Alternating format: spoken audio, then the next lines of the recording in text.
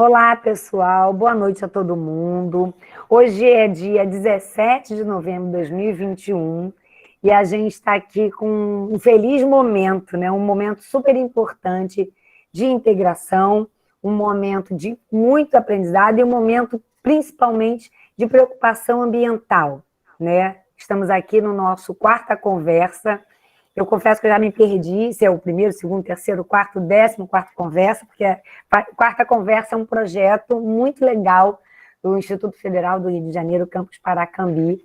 É quarta conversa porque a gente buscou manter a quarta-feira como dia de conversar, de trocar ideias.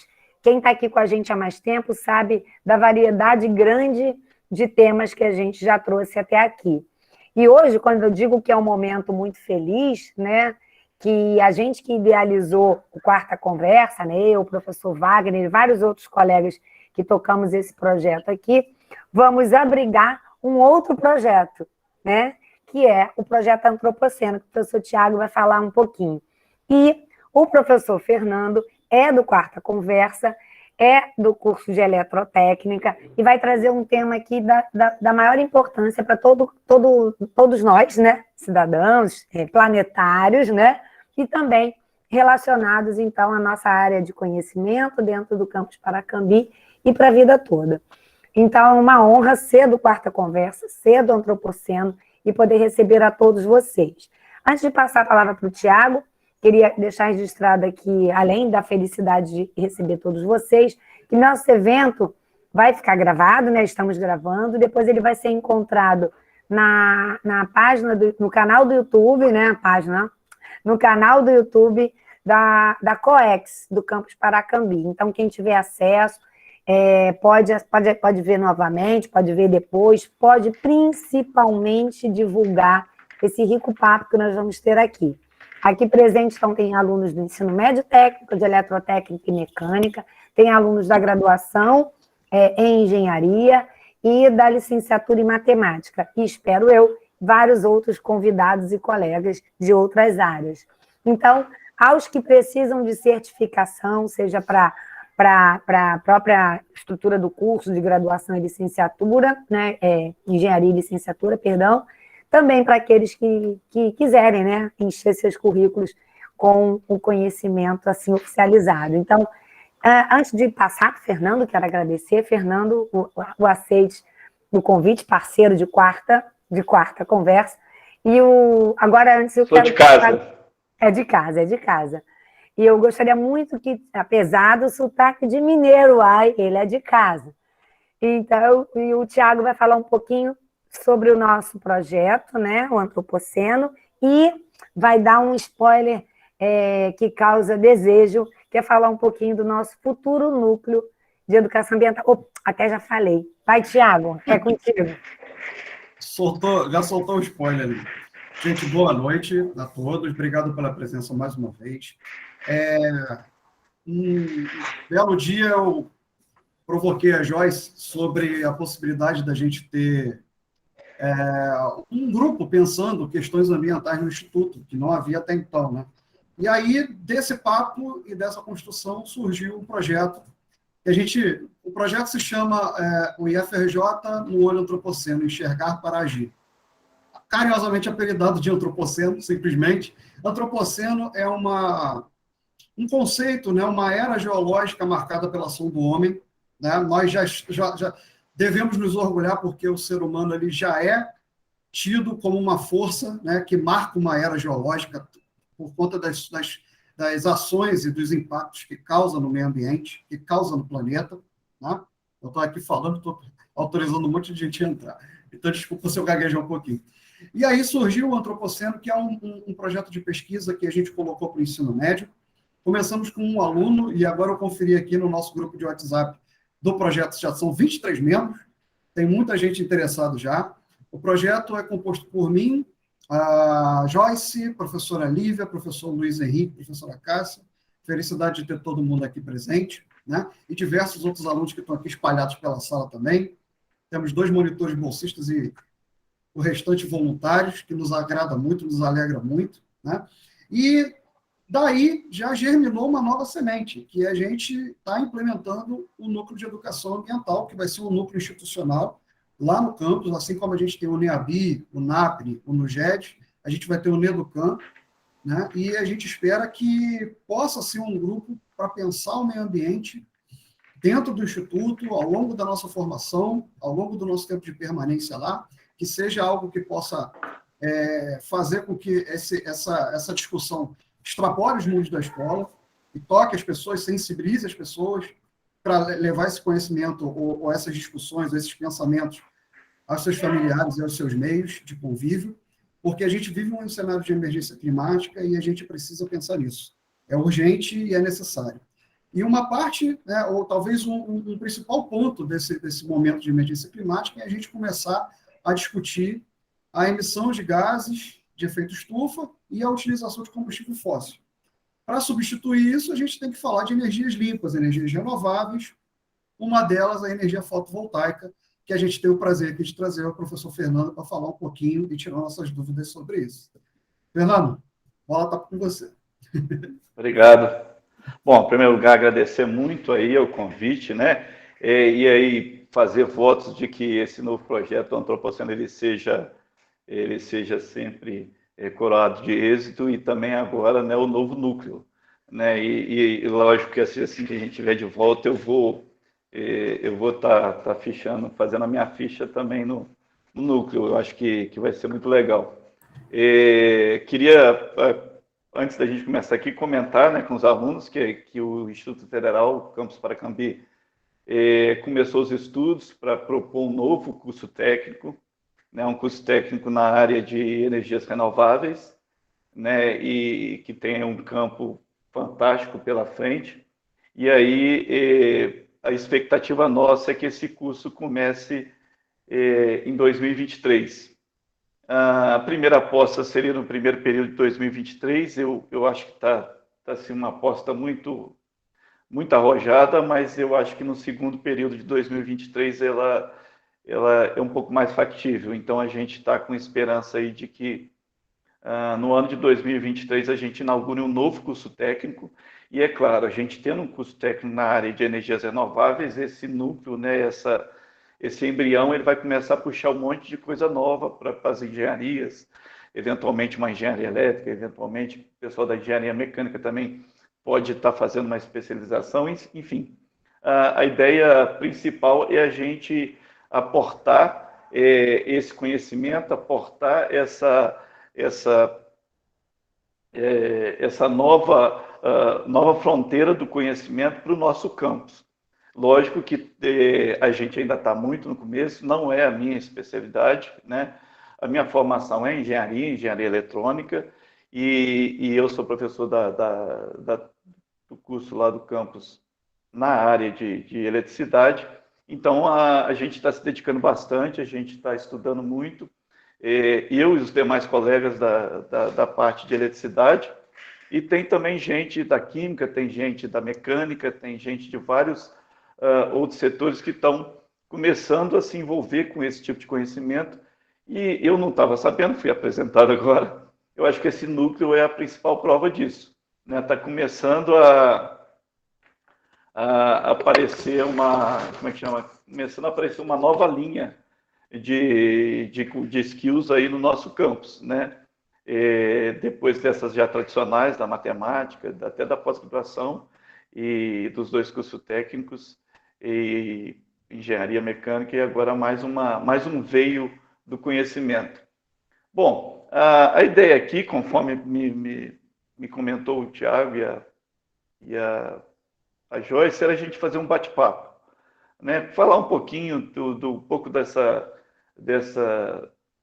preocupação, né, das pessoas que têm uma visão humanística de longo prazo, né? Não dá para a gente fingir que não está acontecendo mais. E aí, o Tiago, eu queria fazer um teste aqui. Eu estou com um vídeo aqui. Eu quero ver se o áudio sai. Como a gente não testou antes, eu queria rodar um pouquinho aqui, então vou tentar apresentar e rodar um pedacinho do vídeo, uns 5 minutinhos, 6 minutinhos, que eu acho que vai introduzir bem esse assunto nosso. Deixa eu só fazer o teste para ver se a gente consegue o áudio, né? Que o vídeo eu acredito que vai assim. Mas só ver se a gente consegue o áudio.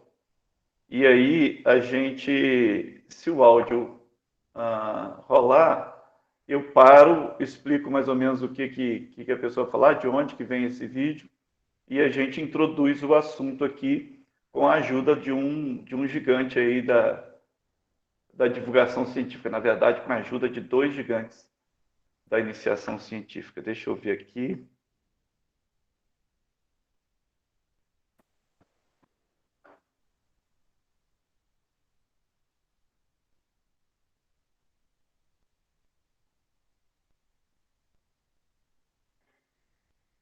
Não rodou, deixa eu tentar abrir ele.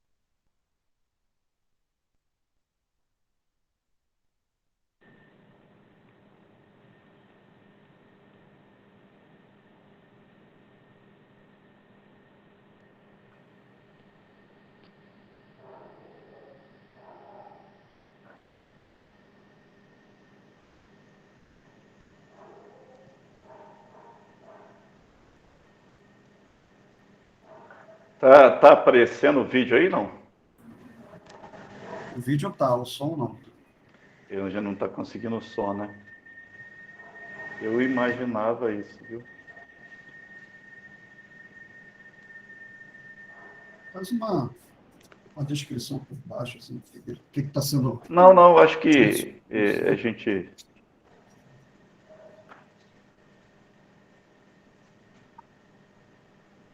Eu tô com medo de mexer em alguma coisa e a gente perder, aí a gente perdeu o nosso...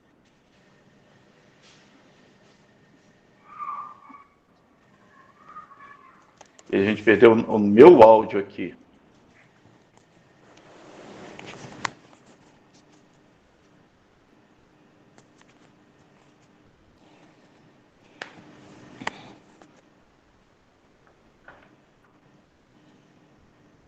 Eu vou falar rapidamente aqui de onde veio esse vídeo. Ele está disponível na internet. E aí, de repente, a gente depois pode dar uma olhadinha com mais calma.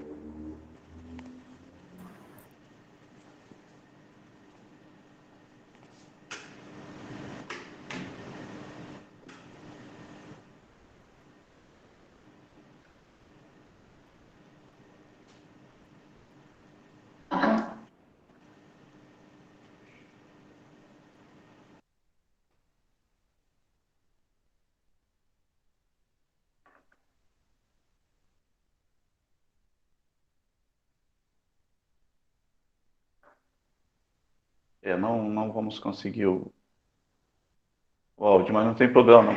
Bom, esse vídeo aqui é de uma série que chama Cosmos. Houve uma série na década de 80, se eu não me engano, no ano de 1981, com um astrônomo americano chamado Carl Sagan. Ele tinha feito um livro, né? O livro ficou muito famoso, ele fez uma série para a TV também em 13 episódios. Recentemente, em 2014, um outro cientista também americano, o deGrasse, né? O Neil Tyson deGrasse, ele regravou a série de novo com 14 episódios totalmente diferentes dos primeiros, né? E aí, esse aqui é o episódio 12, né? E aí ele fala que essa história do CO2, na verdade, ela não é nova. Aqui tem um documento de 1896, que o pessoal já tinha detectado que se houvesse o dobro da quantidade de carbono na atmosfera, as calotas polares iam se derreter, enfim. E aí ele apresenta uma série de pesquisas que foram feitas desde o século XIX. Então, isso é interessante, que não é novidade para ninguém.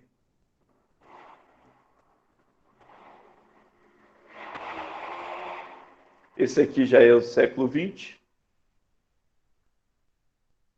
Isso aqui é uma outra pesquisa.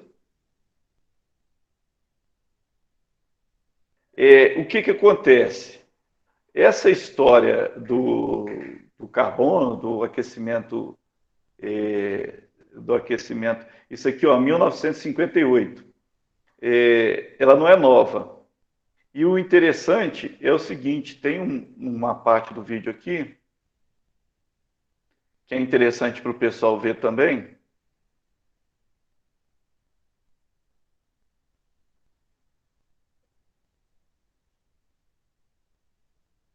Isso ocorreu na França, isso é lógico que é um desenho, porque não tem a filmagem da época. Ocorreu na França em 1782. E naquela época, né, a gente não tinha nem eletricidade direito ainda. Na verdade, a gente não tinha nem eletricidade ainda, né? A lâmpada elétrica ela foi apresentada nessa mesma conferência no ano seguinte.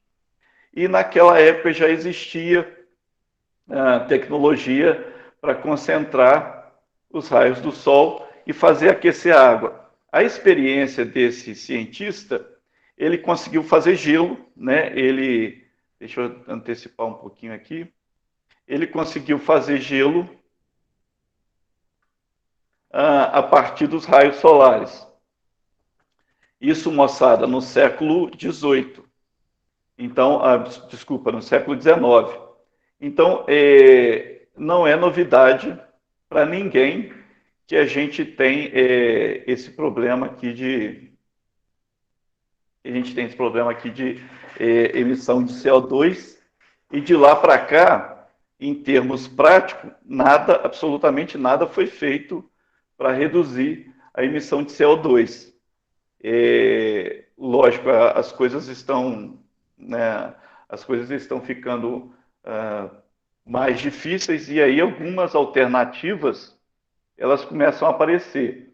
E o que está chamando muita atenção é justamente essa parte de energia solar. E aí a gente precisa aqui, para ajudar a esclarecer, tratar dois conceitos aqui: a energia termosolar e a energia fotovoltaica. Às vezes a gente chama tudo de energia solar.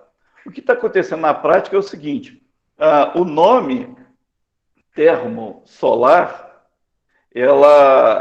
o nome está sendo mantido como energia termosolar, que é aquela da experiência lá do evento lá na França, lá em Paris, no século XIX. Essa energia está sendo mantida, o nome dela de energia termosolar. E a outra, que seria a fotossolar, ela está pegando o nome de energia solar. Então, quando a gente fala energia solar, é muito provável que a gente esteja falando de energia fotovoltaica. De uma maneira geral, a gente chama de energia solar. E no caso da energia termosolar, que você concentra os raios do sol e aquece algum líquido, essa energia continua mantendo mais ou menos o nome de energia termosolar. A outra, que seria a fotovoltaica, ela tá se afastando desse nome e está ganhando um nome genérico de energia solar. Mesmo na casa da gente, deixa eu apresentar uma figura aqui. A tela inteira que é mais fácil.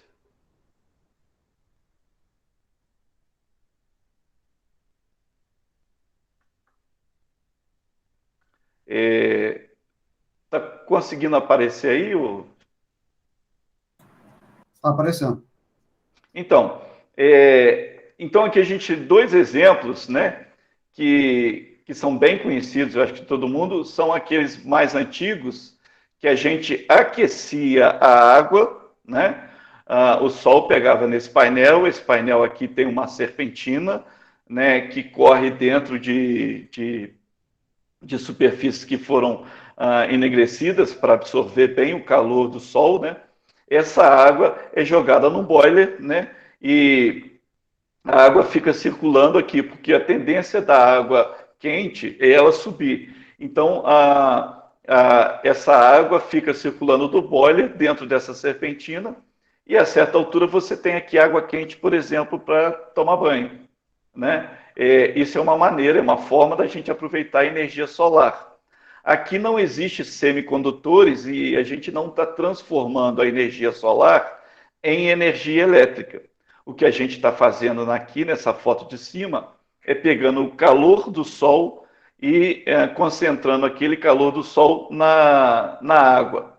E aqui embaixo é uma tecnologia mais nova, que é a energia fotovoltaica, que está pegando o nome só de energia solar. O pessoal fala, energia solar tá significando mais agora fotovoltaica, que aí você tem semicondutores, você capta a energia do sol, né, da luz, e transforma essa energia através de células fotovoltaicas, através de um semicondutor, você transforma essa energia em energia elétrica.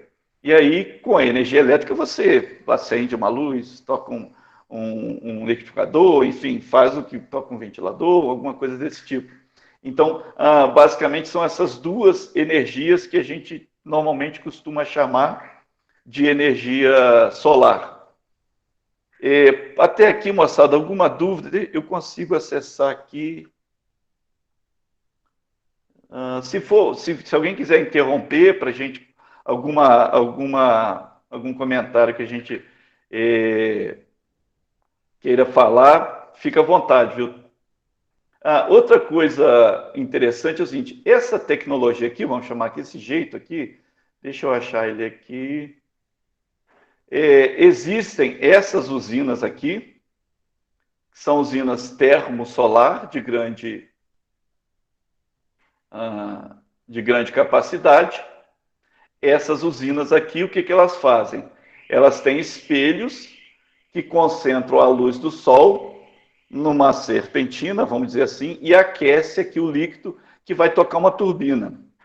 Esse tipo de usina, moçada, é uma usina termosolar. Ela não é fotovoltaica, né?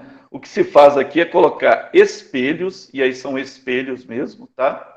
Esses espelhos, eles são servo-assistidos. Que sentido? Os espelhos, eles são móveis e aí são controlados por computador para sempre apontar o reflexo do sol num determinado ponto na usina, lá na torre da usina. E aqui a água vai aquecer, vai a 400, 500 graus Celsius e vai tocar uma turbina, e essa turbina vai tocar um gerador elétrico e aí vai produzir energia elétrica.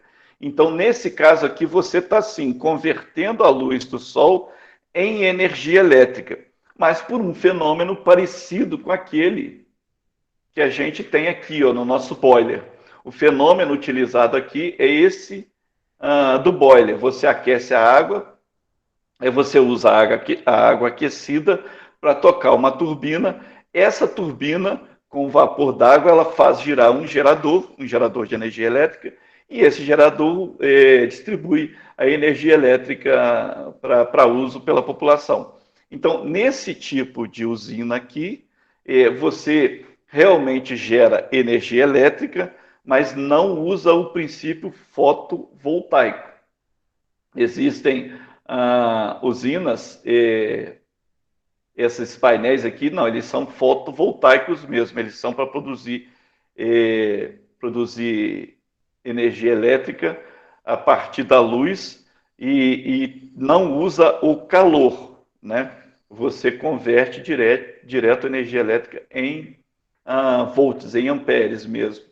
Então, nós temos aí essas três possibilidades aí.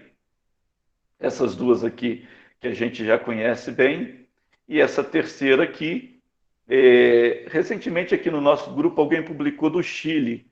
O Chile acabou de inaugurar uma usina dessa bem grande, né, de proporções industriais, para gerar energia a partir dessa opção aqui.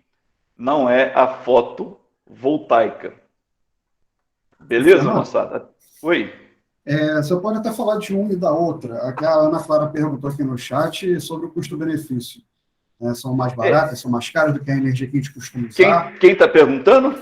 Ana Clara Caetano. Ô, Ana Clara, vamos lá. Olha só, essa pergunta é muito difícil a gente responder e eu vou explicar detalhadamente e você vai conseguir entender.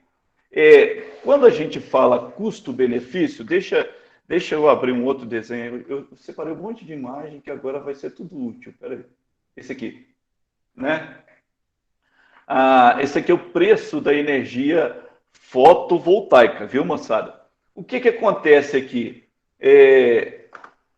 A gente tem aqui 2019 o preço da energia fotovoltaica subindo, né? E ele estava descendo muito.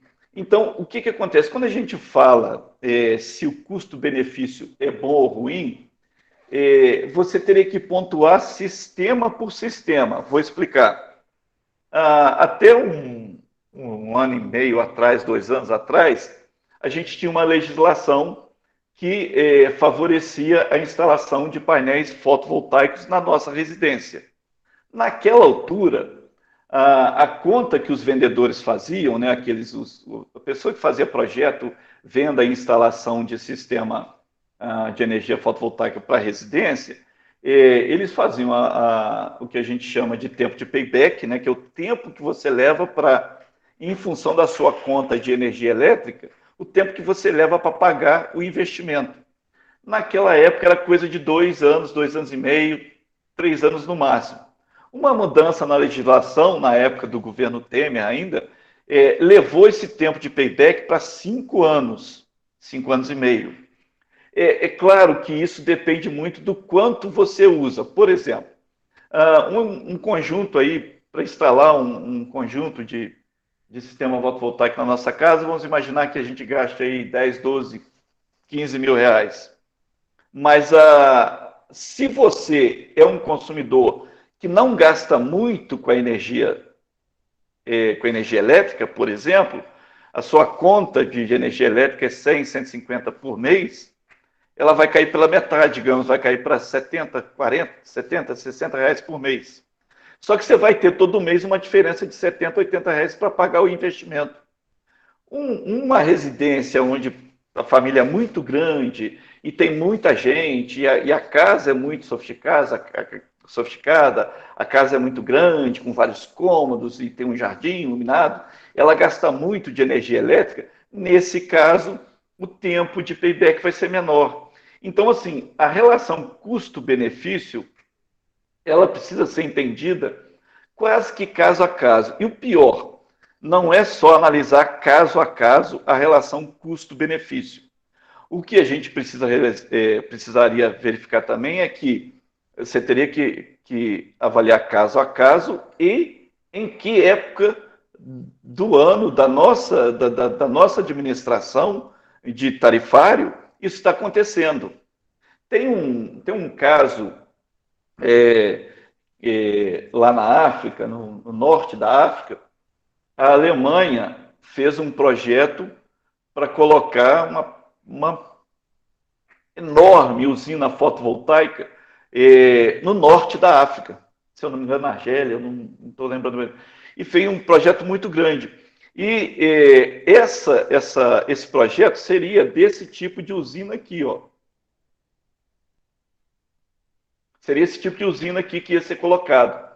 E aí ia gerar energia, ia levar por cabo lá para a Europa para usar na Europa, porque o país onde eles iam instalar não ia consumir toda a energia. O tempo de desenvolvimento do projeto, olha que interessante, o tempo de desenvolvimento do projeto, quando começaram a pensar e consegue financiamento e ver com outro país, se o outro país aceita, faz os acordos, como é que vai ficar as linhas de transmissão, passando ali pelo estreito ali na Espanha, do Marrocos, ou seja, aquele processo de implementar essa usina, ele demorou o ponto suficiente para que o painel fotovoltaico, que não é o caso da foto que a gente está vendo, o painel fotovoltaico acabou ficando mais barato, porque quando começaram com a ideia, o painel fotovoltaico era mais caro e não compensava. Aí, não, vamos fazer essa outra que é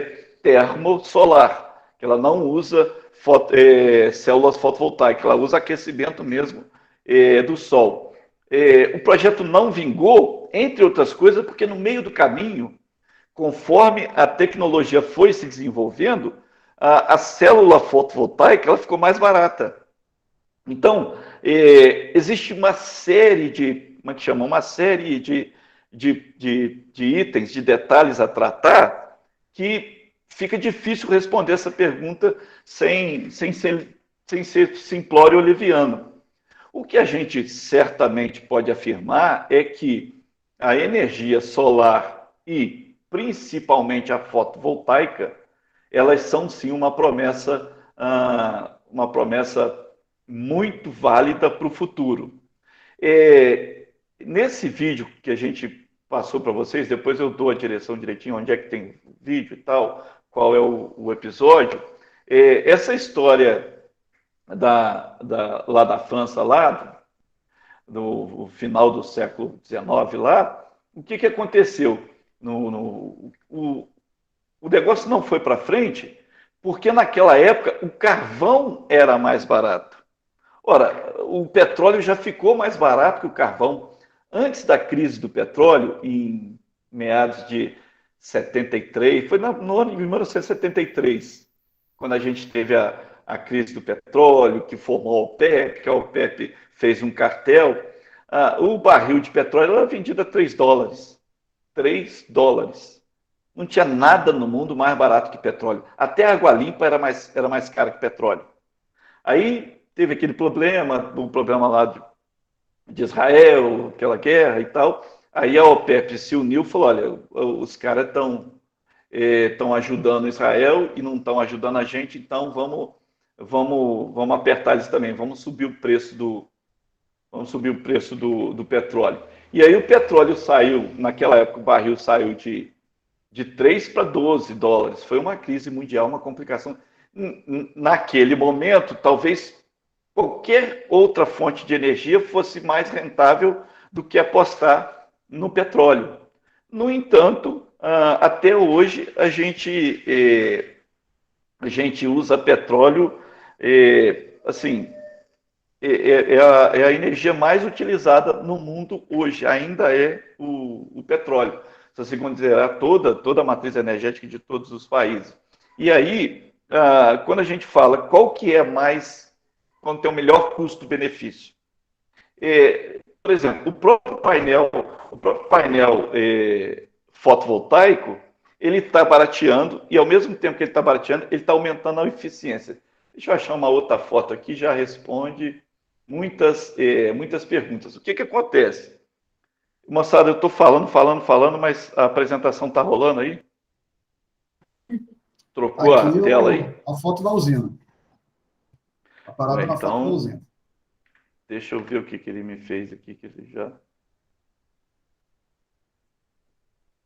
Nessa questão do custo-benefício, Fernando, assim, acho que a curiosidade que está surgindo aqui no chat é se a gente já é possível ter isso na nossa casa, entendeu? Se é uma coisa, já é uma realidade ou não. Isso ainda é uma coisa que a gente tem que aguardar, mas é o caminho. Assim, isso já vai poder abastecer. Teve deixa eu ver aqui quem perguntou, o Bruno Ferreira, perguntou, por exemplo, se, utilizando placas fotovoltaicas na residência, se você consegue disponibilidade de tensão de 220 volts, 380. O fato de 220 ou 380 não muda, não, porque isso depende lá do inversor. O inversor é configurável e ele te dá a tensão que você quer. Isso aí não seria problema, tá ok? Se você vai ter 220 ou 110 ou 380, isso é indiferente. Em termos de...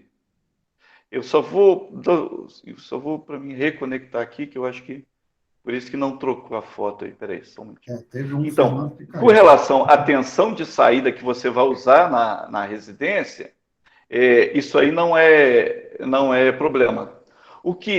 Quando a gente fala de eletricidade, a gente fala de potência. Então, quanto você consome de energia, porque se você, por exemplo, tem padrão nosso, que no Rio de Janeiro, aqui em Minas também, é 127 volts. Você tem que comprar uma geladeira de 127 volts, uma televisão de 127, enfim, nosso padrão é 127. Se você consumir em 127 volts, com uma corrente, digamos, de 10 amperes, a mesma pessoa com o mesmo nível de conforto que está em 220 volts vai ter 5 amperes. Então, a potência vai ser a mesma. Então, o que a gente compara, na verdade, são as potências, entendeu? A saída, o nível de tensão de saída depende do inversor e você compra o inversor que você quer para aquele tipo de nível de saída que você quer. Isso não seria problema. O que tem que ser avaliado é o seguinte: qual é o seu nível de consumo de energia elétrica? Ou seja, se você é um bom cliente da Light, eu não sei se você é cliente da Light, mas se você é um bom cliente da Light, gasta 300, 400 reais por mês, lógico que a instalação vai se pagar mais rapidamente. E se você é um cara muito econômico, que não dá mole para o desperdício, que fica marcando em cima e você não consome muita energia elétrica, você vai comprar um equipamento desse e vai demorar muito para ele como é que se diz? Para ele se pagar novamente. Entendeu?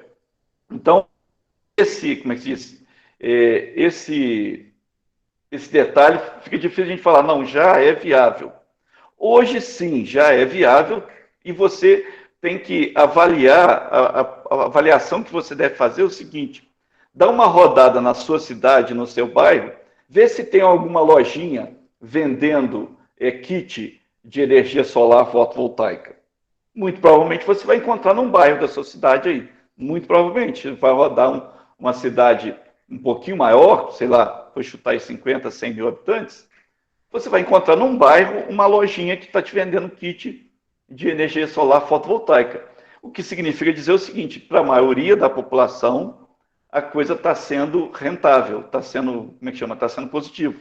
O custo-benefício está compensando. Claro, a pessoa vai demorar um tempinho para ela pagar por aquela instalação, mas no final das contas, ela vai talvez pagar em 3, 4, 5 anos, mas ela vai ficar 20 anos utilizando aquela energia mais barata.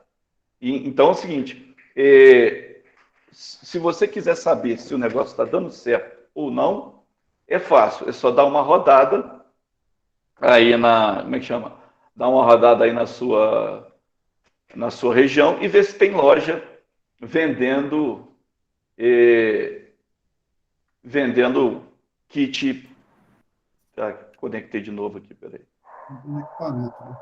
Então, se para a residência já começa a ser viável, né, aos poucos, em larga escala deveria ser também, né? Aí é que o Vitor Hugo pergunta o que torna difícil a produção de energia fotovoltaica em larga escala no Brasil. É só vontade política?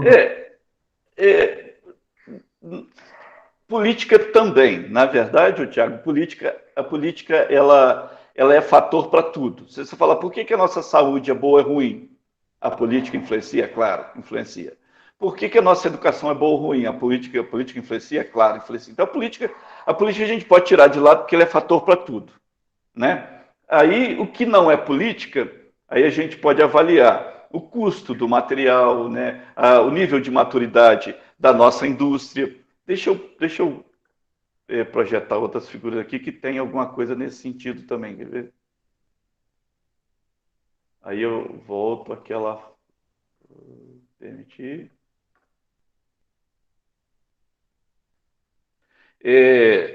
Bom, eu estou vendo aqui no celular, então agora eu já sei que eu consigo ver também. Bom, esse gráfico aqui, esse NREL aqui é um laboratório especializado na pesquisa de energias renováveis lá nos Estados Unidos. E aqui ele está mostrando a eficiência das células fotovoltaicas. Olha o primeiro ano aqui, moçada, 1976. Então a turma está pelejando com esse negócio de fotovoltaico desde 1996. Aqui também a gente vê as eficiências. Esses painéis solares que a gente tem hoje para colocar na nossa casa, que é não é o padrão, porque cada linha dessa aqui, moçada, é uma tecnologia diferente. Cada linha dessa é uma tecnologia diferente.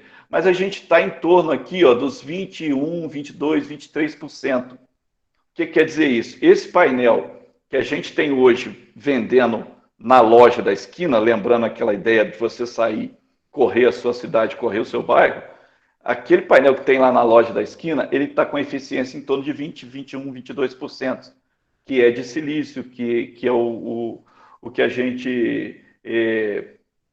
a equação que está funcionando hoje. Tem coisa mais eficiente? Tem aqui, 46%. Mas qual será o custo? Né?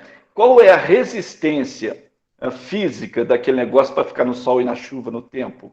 Então, é sempre um conjunto muito grande de variáveis que influenciam. E às vezes também uma outra matriz energética, o preço dela pode influenciar também, acelerar ou desacelerar uma nova tecnologia. Né? E se o preço do petróleo ficar 2 anos lá embaixo, é muito provável que essa coisa vai dar uma segurada. Né? Hoje, a energia elétrica está muito cara, a gente sabe disso. E já teve no passado momentos que ela esteve também muito cara com relação à capacidade, ao rendimento médio do povo brasileiro. Ela esteve mais cara no passado, ficou mais barata, voltou a ficar mais cara, enfim. E cada associação dessa, de uma matriz energética com a outra, ela influencia no desenvolvimento ao longo. Quando a gente olha para o longo prazo, aí a gente sim, que a gente começa, é aquilo que eu falei, vou fazer uma visão sistêmica. Não. No longo prazo, a energia solar fotovoltaica está indo de vento em popa. Talvez não agora, talvez não no Brasil, talvez nesse momento não agora lá na Rússia, mas agora com certeza lá na China, enfim. O fato é que você tem um dispositivo que toda vez que a luz do sol bate nele, ele gera energia elétrica. Isso é uma realidade que está avançando a passos largos, e se alguém quiser apostar nisso, não vai perder, a longo prazo não vai perder.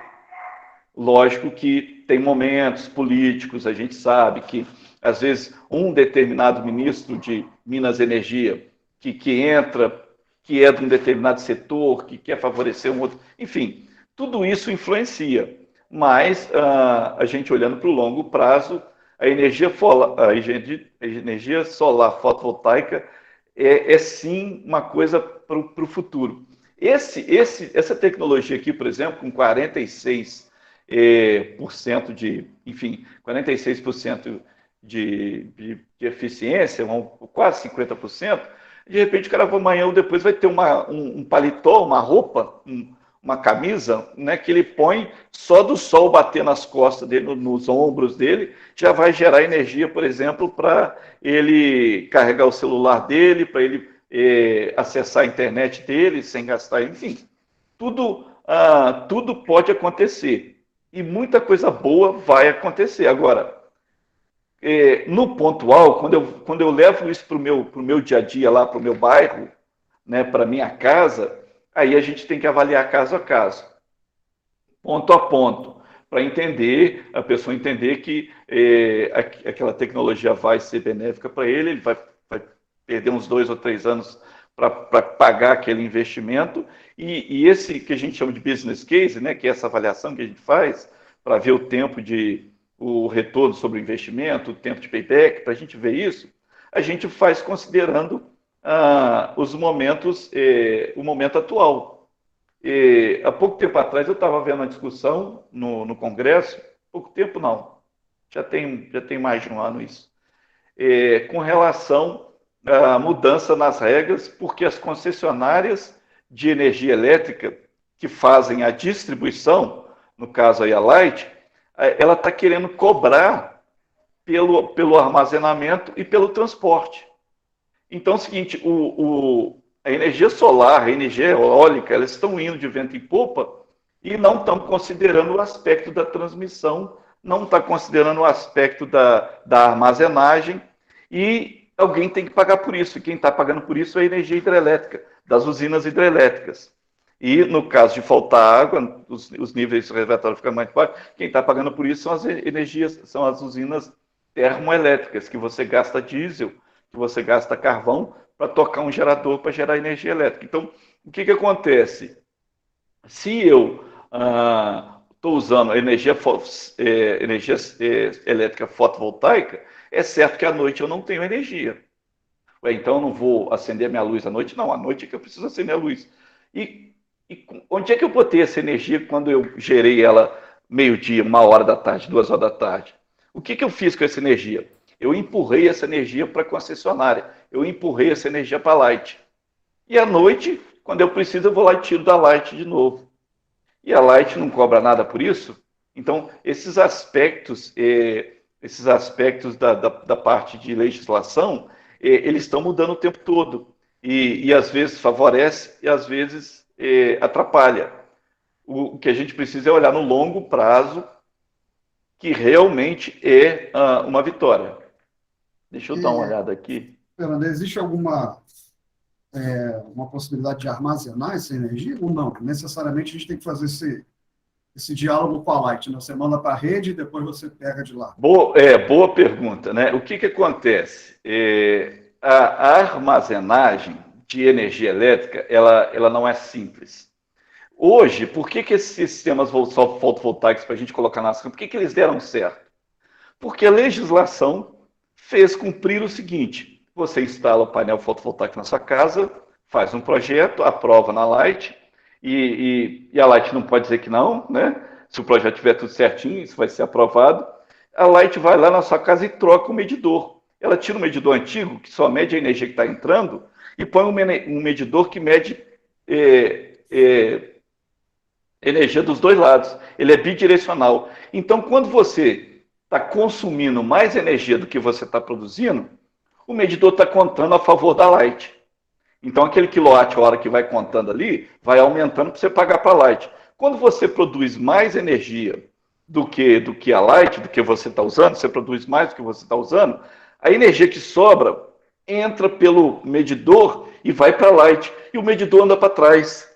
Então, se você tinha gastado 10 kW à noite, chegou no dia seguinte, o seu sistema produziu 20, você empurra os 20 para a Light, aqueles 10 que o relógio tinha andado a favor da Light, ele vai andar 20 para trás e vai ficar a seu favor, e você não vai pagar energia. E aí, a concessionária de energia para mais, quem paga pela armazenagem? Eu tô guardando energia para esse cara de graça? Eu não acho isso justo, ele tem que pagar alguma coisinha. Aí vai um filetinho do lucro lá, do business case, que estava bem favorável, vai tomar uma mordidinha ali, né? E isso vai ser discutido no Congresso, enfim, nas câmaras especializadas, lá na Agência Nacional de Energia Elétrica, cada um vai puxar a sardinha para o seu lado, e eventualmente você perde um pouquinho do nível de favorecimento que você tinha naquele business case. Outra solução seria você usar baterias igual a gente tem de carro, são baterias estacionárias. Existem baterias próprias, que a gente chama de baterias estacionárias, que são usadas em sistemas fotovoltaicos. Mas começa um problema. Um painel fotoelétrico, um painel fotovoltaico hoje, ele dura aí no barato, se não der tudo errado, ele dura 20 anos. Né? Um inversor desse, que a gente também precisa, que é um equipamento caro, um inversor desse dura, sei lá, tem 5 anos de garantia, 7 anos de garantia. O painel costuma ter 15 anos de garantia. Mas e uma bateria? Tem quantos anos de garantia? 2? 2,5? 1? Quando a gente compra bateria para o carro, qual que é a garantia? Aquela melhor bateria, a top de linha Moura, a Eliar, enfim, essas top de linha aí. Quanto que é a garantia? 2 anos? E olhe lá. Então já começa um problema. E outra coisa, química. A bateria hoje que a gente tem, ela usa produto químico. Isso, se todo mundo começar a colocar bateria em casa, no futuro isso vai ser um problema sério de descarte. Então, enfim, vários detalhes precisam ser considerados. Você poderia estocar energia numa bateria, igual essa do carro. E aí, à noite, você joga de novo no inversor, o inversor converte de novo e joga para a sua residência. Ok, beleza. Vai funcionar? Vai funcionar. Existe isso? Existe. Mas a bateria não está acompanhando o nível de excelência que a gente tem hoje em sistemas fotovoltaicos, em painéis, em inversores. Né? O inversor está com 5, 7 anos de garantia, o painel está com 10, 15 anos de garantia, e a bateria que você comprar vai ter 2 anos de garantia. Não tenha dúvida que quando a fábrica te dá 2 anos de garantia num determinado produto, é que muito provavelmente ele dura 2 anos e meio. E olhe lá, bateria de carro é assim mesmo. Às vezes 2 anos e um dia, né? Acabou a garantia, acabou a vida útil do produto. A bateria de carro, você pode notar, quem tem carro, a bateria de carro, quando ele te vende, ele sabe exatamente pela espessura da placa de cobre, de chumbo, a espessura do material que ela botou naquela bateria, sabe exatamente quantos meses ela vai durar. Tanto é que você pega uma fábrica famosa, eu me lembro uma vez, um colega, eu fui comprar bateria, o cara me mostrou a nota fiscal de entrada da loja dele. A fabricante, eu não me lembro se era Zeta, a fabricante da Zeta é a mesma da Moura. Ou seja, uma marca de bateria famosa, ela também fabrica uma segunda linha. É a mesma fábrica, só que a segunda linha tem 1 ano, 1 ano e meio de garantia. E a linha top tem 2 anos, 2 anos e meio de garantia. Só muda isso, porque a bateria é feita pela mesma fábrica. Só que naquela bateria que ele te dá menos garantia, ele usa menos material, ele corrói mais cedo e ele acaba mais cedo. Então, assim, hoje, estocar energia elétrica, eu acho que só não é mais difícil que estocar vento, embora estocar vento já seja uma realidade também. Né? Já existe pesquisas no mundo que o pessoal está estocando vento, exatamente isso mesmo. Né? O cara comprime o ar a tal ponto que ele vira líquido e ele guarda aquele líquido. Quando ele quer de novo o vento, ele vai lá e abre, aquele ar expande de novo, então estocar vento hoje já é possível, mas enfim. Obrigada, Fernando, por lembrar desse episódio, é importante a gente falar. É verdade, verdade. Parece que a Dilma estava certa, né? Pois é. Ela foi premonitória, Hoje, o que acontece? Nas usinas hidroelétricas, quando você tem muita chuva, você enche o reservatório. Moçada, aquele reservatório cheio d'água, aquilo é solução para 1000 coisas. Por quê? Porque todas as energias, as outras, elas têm. A energia eólica depende da hora que está ventando, a energia solar depende do sol. A única que você consegue armazenar com muita facilidade e com baixo custo é uma usina hidrelétrica. Mas tem um custo ambiental, né? Tem um custo ambiental. O custo ambiental de formar aquele lago enorme. Então, enfim, não, Fernando, moçada, fale. Deixa eu aproveitar que eu interrompi, primeiro interrompi num momento bem importante, né, de falar, que tem a ver com um comentário que eu fiz logo assim que você começou a falar, né, para chamar a atenção do processo evolutivo do conhecimento, né? Não saiu assim agora como esse, todo modernoso. Aí está no processo histórico da ciência, da observação, da indagação, né, da evolução tecnológica, da sabedoria de aceitar tecnologias novas, permitir que esse conhecimento flua, né? E aí é bom quando a gente fala que aí teve alguém até que comentou, caramba, não sabia que era possível, né? Então talvez tenham interpretado equivocadamente, mas a ciência já estava nesse caminho. Então a ciência precisa ser valorizada, ciência, tecnologia, inovação tem a ver com esse processo, né? De melhora do conhecimento, aprimoramento do conhecimento, melhor dizendo. Aí eu vou aproveitar que eu já interrompi, Fernando, pedir para você dar uma zapeada. Antes de dar uma zapeada, eu quero declarar sucesso absoluto no Quarta Conversa.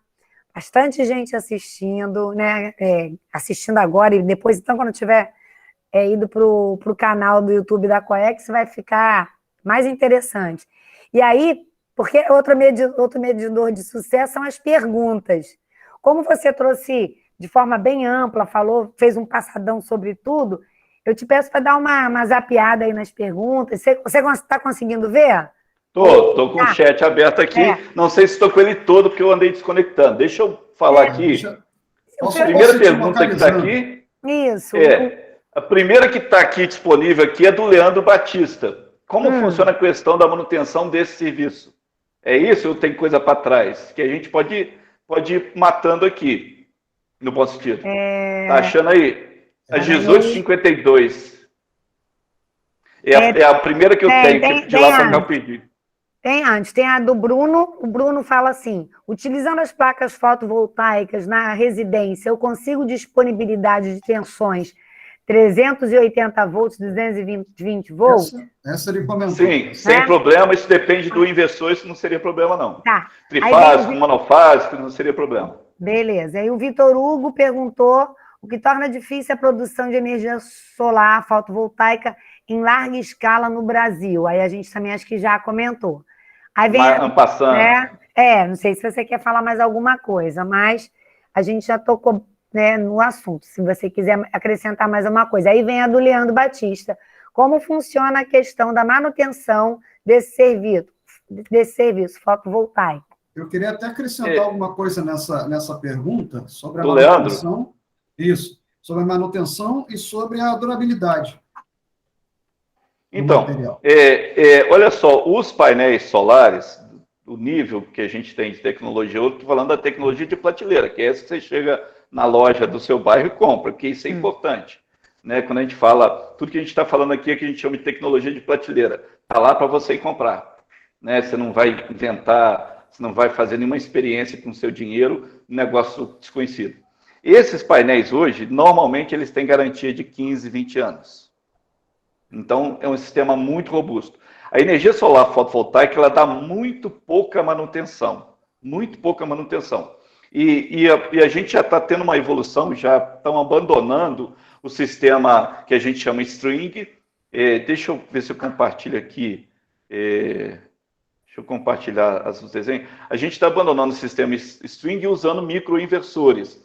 Isso começa a facilitar a manutenção. O painel em si, basicamente, é limpeza. Né? Ele já usa um vidro bem resistente, tecnologia que foi desenvolvida por celulares. A turminha aí com certeza conhece Gorilla 2, Gorilla 8, aqueles vidros quase indestrutíveis de celular. Uma banda da tecnologia foi parar nos painéis, então eles são muito resistentes. Chuva de granizo, eventualmente se cair alguma coisa em cima, normalmente ele resiste. Basicamente você teria que, se o lugar tiver muita poeira, a poeira vai se depositando em cima do painel e ele vai perdendo eficiência, porque a poeira vai bloqueando. Você teria que, de vez em quando, limpar de 6 em 6 meses, 2 vezes por ano, não seria problema. E dentro da residência, depois que os cabos já desceram, você tem um inversor, e é um equipamento eletrônico bem sofisticado, né? É uma que a gente chama eletrônica de potência, não são componentes baratos, mas o nível de garantia de um equipamento desse está em torno de 5 anos. Ora, em termos de eletrônica, tem um negócio que a gente chama em manutenção, existem dois medidores fundamentais de manutenção. Eu vou abrir um parênteses aqui para o pessoal entender um pouquinho mais de manutenção. Existe um indicador que chama MTBF e um indicador que chama MTTR. O MTBF é o Mean Time Between Failures, ou seja, tempo médio entre falhas. Ou seja, você tem uma planta, você tem um equipamento, você tem uma máquina, você tem um dispositivo industrial qualquer, ele falhou hoje, quando que ele vai falhar de novo? E, estatisticamente, você tem o tempo que ele vai gastar. Olha, você deu uma arrumada hoje, ele vai aguentar mais 2 anos, depois vai quebrar de novo. Você vai arrumar, ele vai aguentar mais 2 anos. Enfim, é um tempo médio entre falhas, que a gente chama MTBF. E o MTTR, que é o tempo médio para reparar. Por exemplo, se você tem um equipamento industrial muito pesado, ele tem um MTBF longo, ou seja, ele custa dar defeito, mas na hora que ele dá defeito, você passa um sufoco para reparar. Passa horas, dias, semanas para reparar. Então, ele tem um tempo de reparo muito alto. Esses dois indicadores, no caso dos sistemas fotovoltaicos, eles são os dois muito favoráveis por 2 motivos. Primeiro, o MTBF de equipamento eletrônico, ele normalmente ele é desconhecido, ele é muito pouco conhecido. O que eu quero dizer? Se você tem um equipamento mecânico, por exemplo, um motor, uma bomba, um gerador, qualquer equipamento mecânico que gira, é lógico que o mancal vai se desgastar, é lógico que o rolamento vai se desgastar, mas são desgastes conhecidos. Todo mundo sabe mais ou menos quanto tempo aquele rolamento vai abrir o bico. Então, na indústria, a mecânica tem um MTBF bem conhecido, de vários equipamentos. O MTBF do equipamento eletrônico, ele é muito desconhecido. O equipamento eletrônico ele pode falhar com 2 semanas ou ele pode falhar com 10 anos. Não tem uma característica no equipamento eletrônico que faça que ele vai se desgastar daqui a 6 meses, não existe isso no equipamento eletrônico. E aí depende muito da maturidade tecnológica daquele parque de componentes que estão instalados. Por exemplo, os inversores que você compra hoje são equipamentos, lógico, você comprar numa marca conhecida, são equipamentos que já vêm sendo testados há muitos anos. E aí o fabricante se sente à vontade para te vender um equipamento e te dar 5 anos de garantia. Beleza. E quando ele pifa? Bom, tem um detalhe interessante. Se aquele equipamento pifar e você tem um sistema on-grid, eu vou explicar o que é o sistema on-grid. O sistema on-grid é aquele que o relógio anda para frente e para trás. Se você tem um sistema on-grid e o seu equipamento pifa, nada acontece de desconforto na sua casa. Você só começa a gastar um pouquinho mais, porque o seu não está funcionando mais e aí a Light começa a vender, ok? Mas, normalmente, o reparo desse tipo de equipamento é troca de placa. Então, se você tem um fornecedor bom, que é a tal lojinha do seu bairro, você conhece o cara, sabe o nome dele, meu equipamento pifou, amanhã o técnico vai lá e troca a placa para você. E aí ele vai trocar a placa, pior das hipóteses, é muito difícil de acontecer. Se acontecer, você não passa raiva, você não fica sem um serviço, porque você está ligado a um grid, e aí a Light, mais uma vez, aquilo que eu falei, a Light quer cobrar pela disponibilidade. E aí a Light quer cobrar, olha, eu estou sempre aqui, a hora que você precisa eu estou, então você tem que pagar alguma coisinha para mim, me ajuda aí, aquela coisa, né?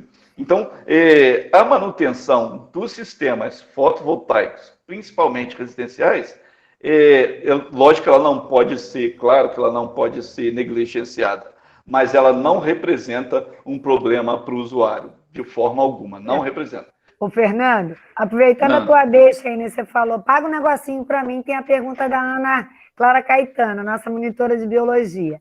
Ela diz assim, como vivemos em um mundo capitalista e nós sabemos que toda tecnologia são frutos da Revolução Industrial e do capitalismo, e também no Brasil a conta de luz gera uma problemática na vida das pessoas, o senhor acha que se utilizarmos esse tipo de fonte, o telefone está tocando, gente, espera aí que eu já vou desfazer aqui. O senhor acha que se utilizarmos esse tipo de fonte de energia, ela implicará positivamente não apenas para quem paga as contas de luz, mas para os donos das grandes empresas que produzem energia elétrica também? Vamos tentar separar. Olha só, não é que produz, não é que cria problema, né? A gente está pensando em criar soluções. Normalmente, moçada, o mercado da energia elétrica ele é um pouco diferente. Quando a gente fala mercado, vamos lembrar lá da sociologia lá do Deus Mercado, do Adam Smith, né? Enfim, do capitalismo, do socialismo, aquela coisa toda. A mão invisível do mercado. A mão invisível do mercado. O mercado, esse que a gente está falando, da energia elétrica, ele é um pouco diferenciado. Por quê? Porque ele não tem concorrência. Se você parar para pensar, é um negócio muito interessante. A gente sempre comenta isso com os alunos da eletricidade. Moçada, o sistema de fornecimento de energia elétrica é como o sistema nervoso de um ser humano. Ele está todo conectado. Todo conectado. Então, a energia que você usa aí em Paracambi pode estar sendo gerada em São Paulo, pode estar sendo gerada em Minas. É um sistema emaranhado de conexões e para cada região só tem um distribuidor. Você não pode, se você ficar com raiva da Light, você não pode chegar, igual você faz com a internet. Você não gosta da Vero, você fica com raiva da Vero, eu vou trocar pela Netflix aqui, pela sei lá, net, qualquer coisa. Você chama outro fornecedor, ó, briguei com aquele lá porque ele não está me prestando um bom serviço, eu sumi com o cabeamento dele, quero um novo cabeamento aqui, vou pagar para outro fornecedor. E você contrata outro provedor de internet. Energia elétrica não funciona assim. A distribuição, ela é de uma... Só pode ter um poste na rua trafegando a energia de alguém. No caso da maioria de nós aqui, de vocês aí, no meu caso é CEMIG. No caso de vocês é Light. No caso de vocês, então se você brigar com a Light, você vai ter que comprar da Light. Por conta disso, ele é o que a gente chama de preço administrado. Vocês já devem ter visto falar alguma coisa disso na reportagem, no jornal. O que subiu muito foram os preços administrados. Bom, quais são os preços administrados? Um deles é o gás, como é que chama? A energia elétrica. Por quê? Porque se você não gostar da Light, você não tem opção. Você tem que receber o serviço da Light. E aí, em termos de custo, o fenômeno político acaba sendo muito mais forte do que o fenômeno tecnológico. Inclusive, a opção do país, vamos chamar país Brasil, a opção do país Brasil por desenvolver mais rápido ou mais lento os nossos sistemas fotovoltaicos é influenciado pela política, porque dependendo de uma canetada lá de um presidente, de alguém que faça uma lei lá, uma canetada ela pode sepultar por 10 anos o sistema fotovoltaico residencial, que é esse que a gente compra lá na loja do bairro. E pode sepultar isso. Lógico que a gente sabe que isso não vai acontecer, porque o fenômeno é mundial, existem tendências mundiais que... Mas, às vezes a coisa fica mais difícil. O pessoal aqui, a grande maioria, que é muito novo, a grande galerinha aqui é nova, não deve lembrar do pró-álcool. Gente, o Brasil, na década de 80, sei lá, 70, com o problema do petróleo, na década de 80, o Brasil desenvolveu um sistema alternativo de combustível para veículo que não tem muita coisa semelhante no mundo, não. O Brasil conseguiu fazer o pró-álcool numa época que o pessoal estava desesperado como é que chama? Com um problema de preço de gasolina. Naquela época, o pró-álcool foi feito na marra, no facão Guarani. Vai fazer. E você imagina começar a abrir posto de gasolina que o cara já tinha um posto de gasolina que tinha um depósito para ele chegar, para o caminhão chegar e depositar a gasolina. Agora ele teve que construir um outro tanque, coisa para receber o álcool. E quem que vai comprar carro álcool? Eu não compro esse negócio não vai dar certo. Não, eu vou comprar porque é barato. Então, todo um complexo de decisões políticas, de valores e de desenvolvimentos tecnológicos, isso tudo trabalha junto. Então, é muito complicado. Há pouco tempo atrás, o Brasil também fez outra coisa, que é o GNV veicular, né? O gás natural veicular. O GNV, que é gás natural veicular, né? Isso também é uma coisa... O cara teve que mudar o carro dele. Vai numa convertedora, instala um kit, sei lá, o kit custa 3 mil, 4 mil, 5 mil, não sei. Com o tempo se paga? Você paga, igual a energia fotovoltaica. Se você esperar um pouquinho que vai se pagar. Mas vai ter posto? Ou seja, você vai... E aqui onde eu moro não tem GNV. Aqui em São João del Rei não existe posto GNV. O gasoduto do GNV não passou por aqui. Mais próximo que eu tenho aqui, se eu não me engano, é chegando no Rio, já em Vassouras, se eu não me engano. Então, aqui na minha região, Minas Gerais, nem tem gás natural veicular. É uma opção política, uma opção... Então, a opção, às vezes, nem é mercadológica. Com relação à energia elétrica, isso funciona menos ainda. É menos mercadológico. Por quê? Porque não tem concorrência. Não tem competição, pelo menos na distribuição. Você é obrigado a comprar da Light, e a Light também não pode botar o preço que ela quer. Ela tem que negociar com o governo. E aí tem hora que o governo, não, vai a bandeira vermelha aqui, porque eu não estou pagando meus custos, então libera a bandeira vermelha para mim, ok, então tá, toma aí, põe bandeira vermelha, porque não está conseguindo nem pagar os custos de geração. Então, esse aspecto, como é que eu diria, esse aspecto mercadológico, ele é muito diferente no caso da energia elétrica. Por quê? Porque é um emaranhado, é um sistema todo interconectado.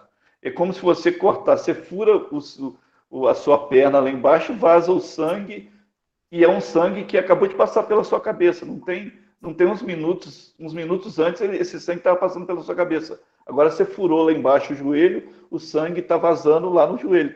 O sistema elétrico ele é assim.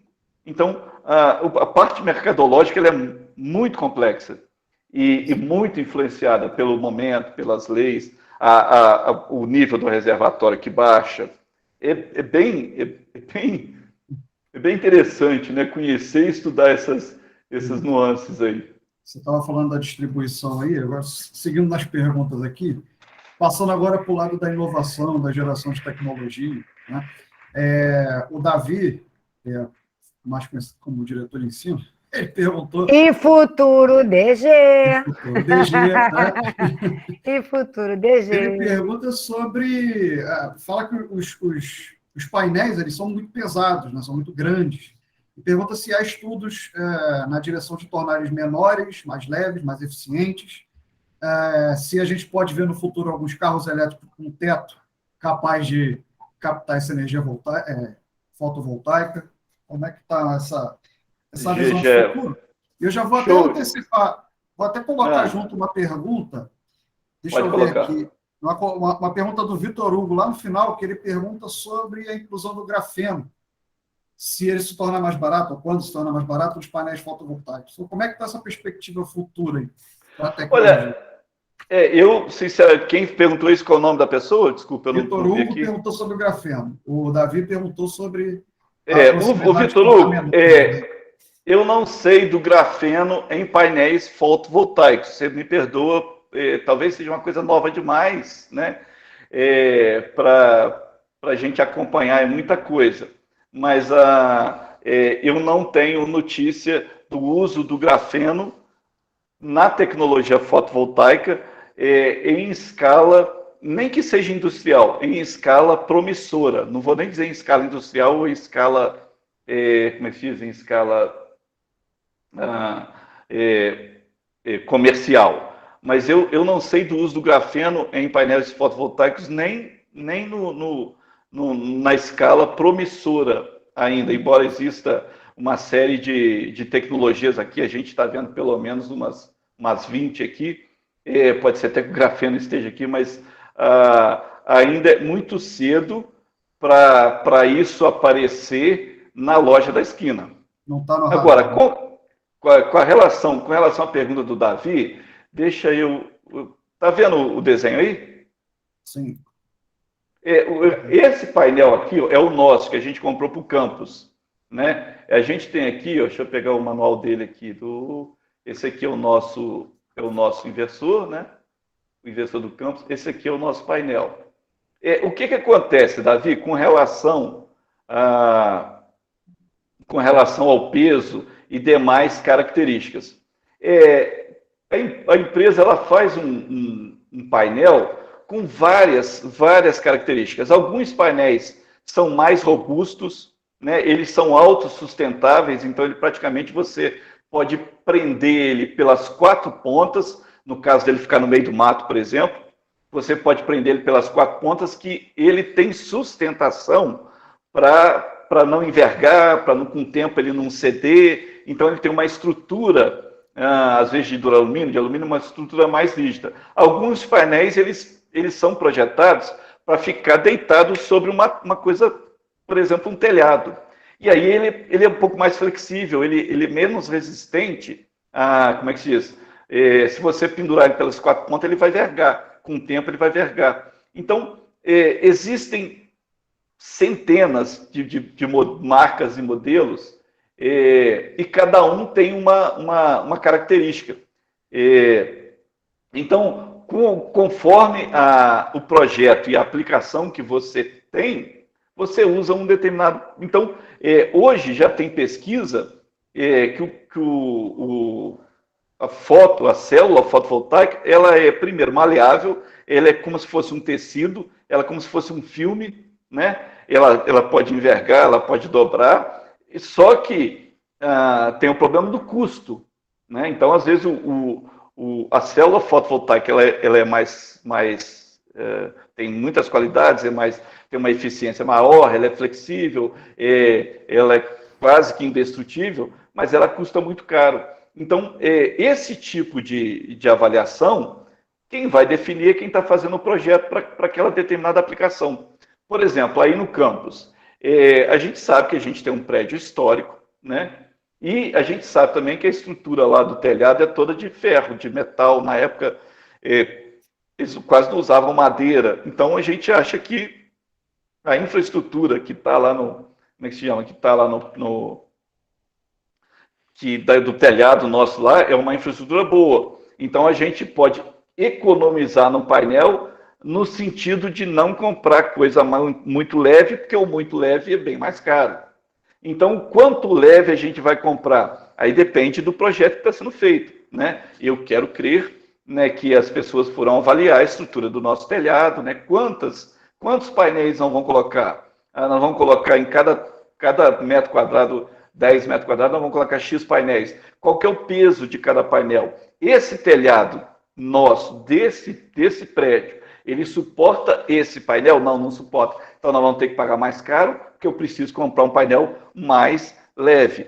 Mas o painel mais leve que a gente tem acessível ali na loja da esquina, como a gente está dizendo, ele é bem mais leve e tal, não tem problema, só que a eficiência dele não é 21%, 22%, é 16%, é 17%.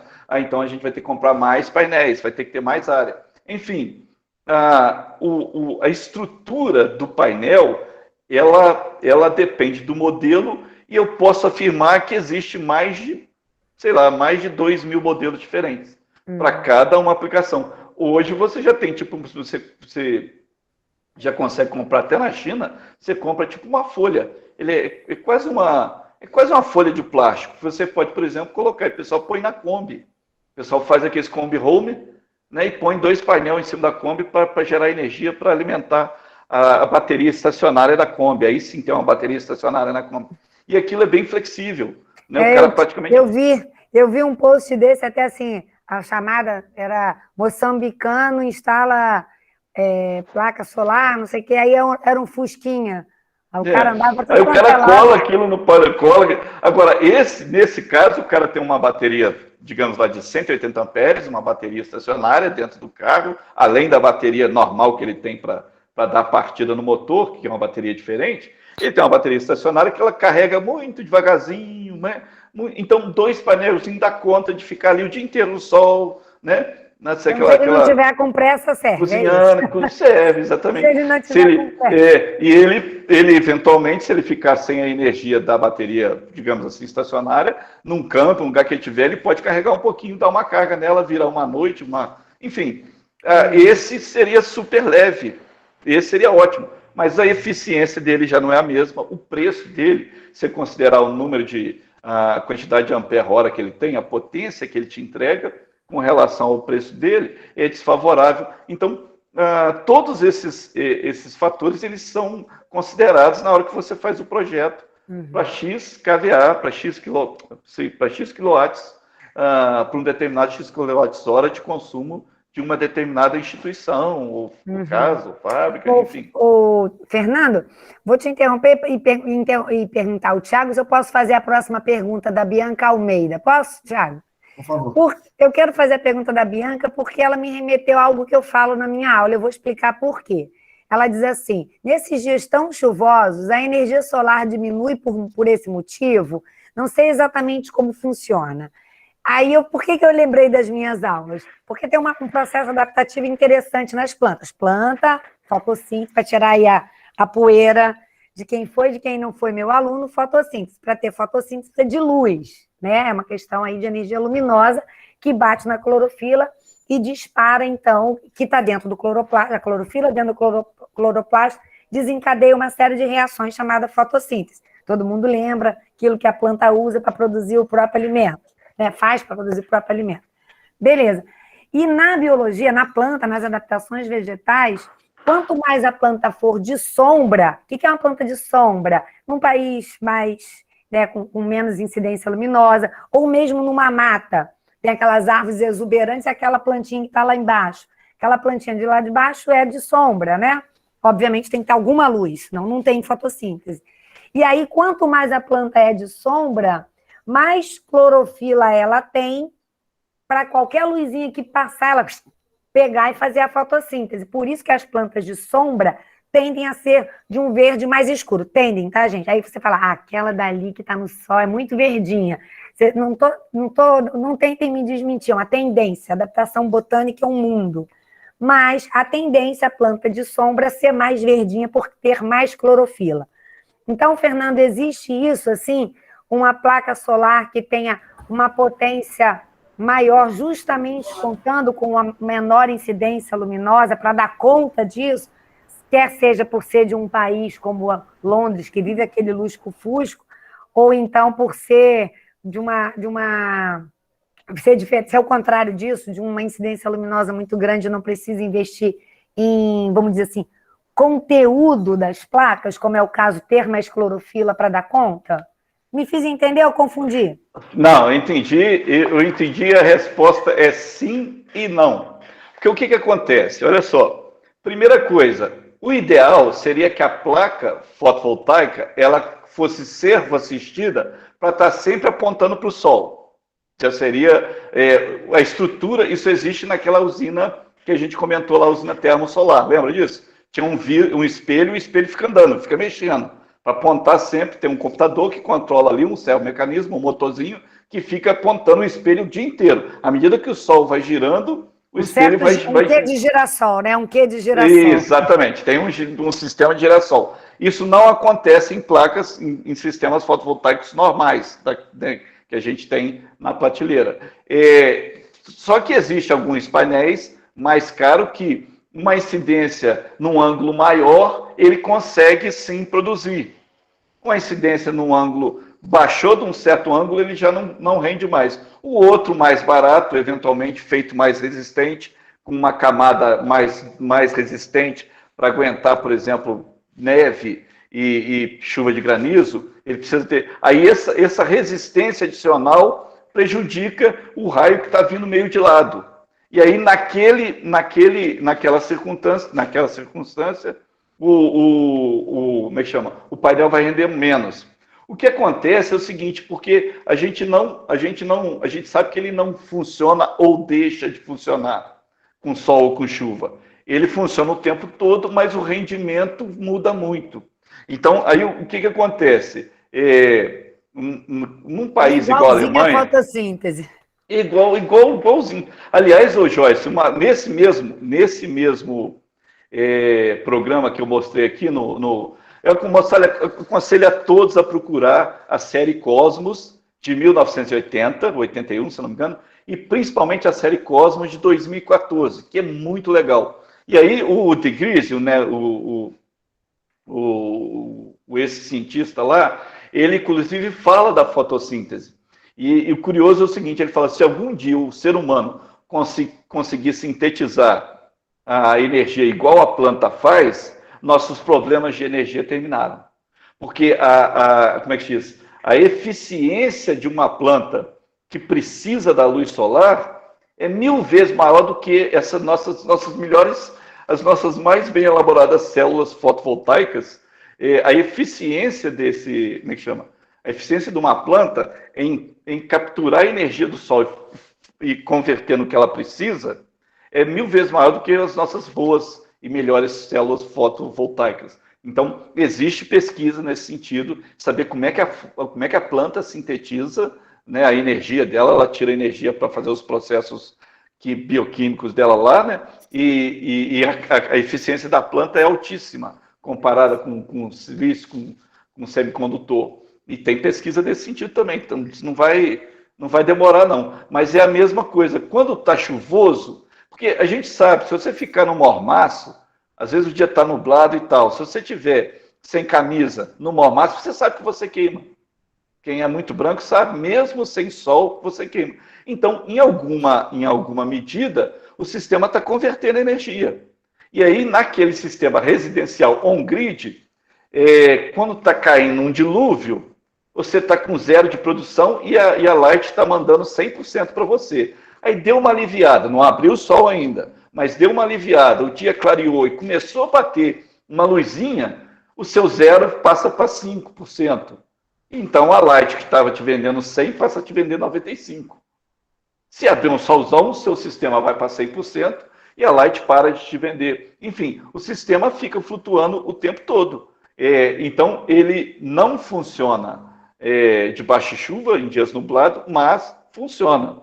Agora, o nível, né, se a gente vai afirmar que ele não está funcionando, que ele está funcionando, o nível é muito, como é que se diz? É muito relativo.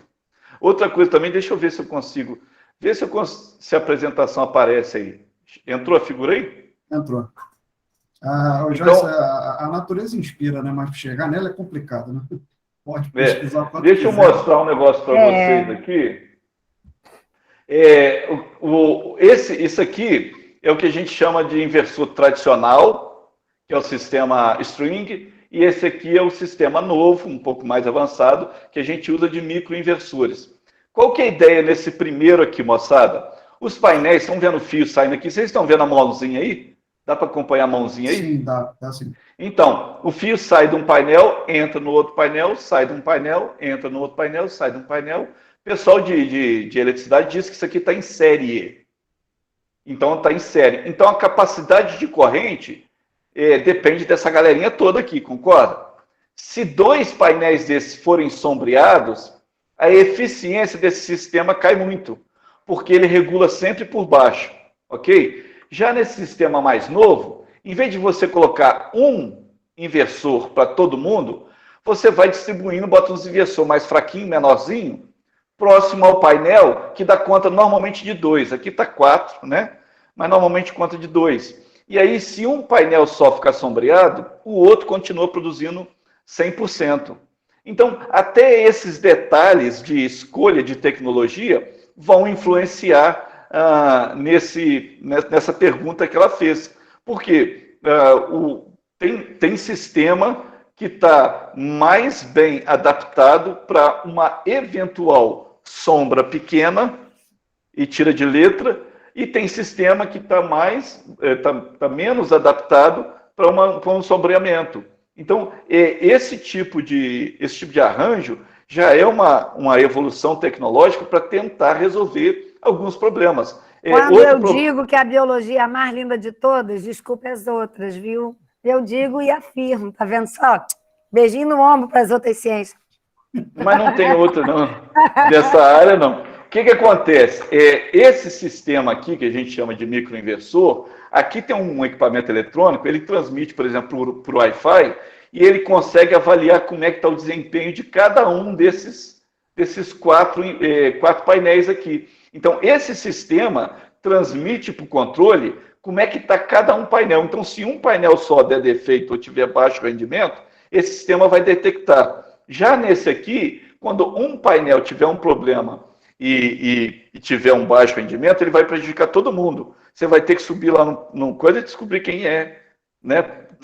Você vai ter que fazer uma manutenção mais complicada. É claro que não existe ainda, moçada, mas eu arrisco a dizer, não sou tão inocente assim, mas eu arrisco a dizer que não vai demorar muito o camarada fabricar um painel fotovoltaico com o próprio inversor lá dentro. Que aí para o usuário ele não tem que fazer nada, ele compra aquele painel, põe lá e liga, e acabou. Ou seja, hoje você ainda tem que ligar o inversor, né, o controlador, no painel, preparado. Vai chegar uma época que você vai comprar um painel, esse sistema aqui, essa caixinha aqui, ela não é barata, ela é cara. Mas hoje já é possível fazer uma caixinha pequena para cada 4 painel, quando no passado você precisava fazer uma caixona parruda para dar conta de 15, 20 painéis. Então, vai chegar um dia, eu tenho certeza, que você vai comprar um painel, o inversor já vai ir lá dentro. Ele só vai dizer o seguinte, olha, abre lá o seu quadro de distribuição, espeta esses 2 fios lá, um eletricista aí do seu bairro aí, um garoto aí que está estudando eletricidade, e vai lá, liga isso para você e está tudo certo. Isso vai acontecer, né? E vai chegar um dia que o sistema, né, esses sistemas vão barateando, que eles vão começar a dar banho em todas as outras modalidades. Mas aí o que vai acontecer? As outras modalidades vão reagir, entendeu? As outras, a Light vai bolar um jeito de baixar. Ou seja, todo mundo vai reagir. Ou ela vai jogar na lei, ó, tudo bem, então você botou um sistema assim.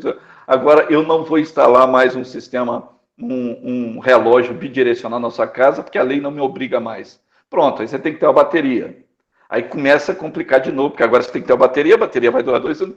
Então, é complicado, nada é simples. O que a gente sabe é que Ao longo dos anos, a energia solar fotovoltaica está andando, nadando de braçada, viu? Mas de braçada mesmo. Ô, Fernando, Ah, infelizmente, o tempo passa, o tempo voa, a gente já está aqui há quase 2 horas conversando, né, tirando aquele descontinho assim do início da gente esperar o povo chegar, né? Então, eu queria, de repente, dar uma passada rapidinha nas perguntas, a partir de agora, se você tiver condição vou responder mais rapidamente, vai lá. Isso, vamos Eu vi lá. que nós temos 2 perguntas aqui no final, que Ah, dá para a gente encaminhar até o fim da conversa. Uma, a Ana Clara, ela pergunta sobre... Ela disse que teve notícia de um avião movido a energia solar, e você acha que Já existe. o Fernando acha Já, que é já possível existe. instalar painéis de energia fotovoltaica? Seria uma Já, a opção NASA já futura? tem tipo um planador, que as asas são bem grandes, né? Motor elétrico e ele voa com energia solar. Seria Não uma é... possibilidade para o futuro da aviação comercial? Aí, olha só, aí vamos lá. Aí a pergunta deixa de ser de engenharia elétrica e passa a ser de sociologia. Mas vamos lá. É verdade. O que parece que vão colocar para funcionar de novo são os antigos Zeppelins. Lembra dos Zeppelins? Tem uma empresa na Alemanha. Não é do meu tempo, não, Não, mas não. Eu vi em filme. eu ouvi dizer.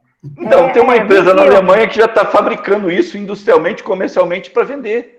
E aí o outro lá, muito mais esperto, pegou, bom, já que esse Zeppelin é grandão, ele tem uma área enorme em cima. Lembra daquela célula fotovoltaica que era tipo um filme? Que agora está sendo possível? Então vamos fazer um Zeppelin, em cima dele vai ter um painel desse, que aí vai tocar a parte elétrica toda daquele sistema e tal, e o negócio vai viajar quase que de graça. Depois que encheu ele de hélio, né, que o hidrogênio explodia, tinha aquele problema, hoje em dia o pessoal faz com hélio. Muito maneiro. Depois de encher aquele hélio, ele vai rodar o resto da vida sozinho, sem precisar, porque os motores vão ser tocados pelo painel solar, vai ter algum sistema de armazenamento de energia, e aquele negócio vai fazer igual o submarino nuclear. Consegue ficar 3 meses debaixo d'água, vai ter um negócio daqui que vai conseguir ficar 3 meses lá no céu. Enfim, muita coisa tem para acontecer ainda, muita coisa tem para rolar, e eu acho esse Janali, ele vem bem a calhar para a gente não perder esse bonde aí, porque tem muita coisa interessante ainda para acontecer. Então, pensando no futuro aqui, o Johnny pergunta como nós, acadêmicos de engenharia mecânica, podemos nos qualificar e implementar esses conhecimentos nos nossos futuros cargos no âmbito empresarial ou no setor público. Falando diretamente para o estudante aí, como é que pode ser essa perspectiva de futuro, de qualificação? Vale a pena? Quem que é a pessoa? Johnny Cruz. Johnny é nosso aluno, eu acho, né? Ele é da mecânica, né? Eu lembro desse nome. Isso. Tá, o Johnny, o que acontece? O painel fotovoltaico, ele quase que prescinde da mecânica, porque ele recebe a luz e já gera energia elétrica. Ele quase que prescinde da mecânica. Só que isso é um nicho muito específico. Quando a gente fala de energia,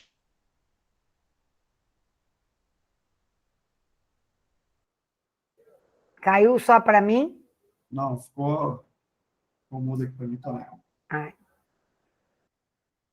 Fernando, se estiver por aí, aqui tem 2 Fernando, né? Tem o celular e tem o computador. Está fechado aí, Joyce. Esperar um pouquinho para ver se ele retorna. Temos o Fernando 2 aí. Ai. Voltei? Voltou. Pelo menos sua voz. Caiu as duas. Olha só, 2 conexões e caiu as 2 ao mesmo tempo. Ninguém merece, mas enfim. Voltou as 2 agora. Eu acho que é a internet aqui de casa mesmo. Mas, de qualquer forma, voltando lá. Então, tirando o nicho fotovoltaico, quando a gente fala de energias renováveis, aí o leque abre muito. E aí você pode olhar todos esses exemplos. Não 2, não 3. Mas todos, praticamente todos, têm uma turbina. Que é, por excelência, o domínio da turma da mecânica.